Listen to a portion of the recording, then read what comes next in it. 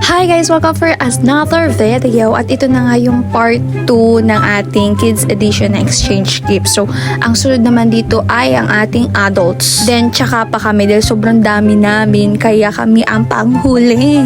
At ayan nga, nag-aayos muna sila. Pinapaalis muna ang mga kids. Okay kids, alis na at tapos na kayo kaya adults naman ang susunod.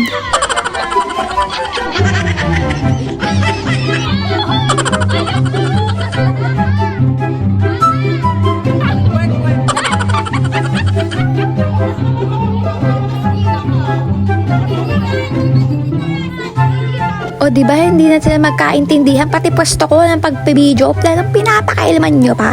Ha?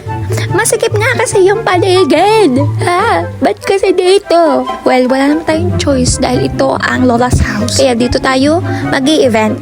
Sikip man o ano man kaganapan dito matutuloy. At kung tatanungin nyo ako bakit dito, well, dito talaga kami. Magpipinsan lahat-lahat na kami. Kulang pa nga sila eh. Kulang pa yung angkan na yan. Kukunti pa yan kung iisipin niya.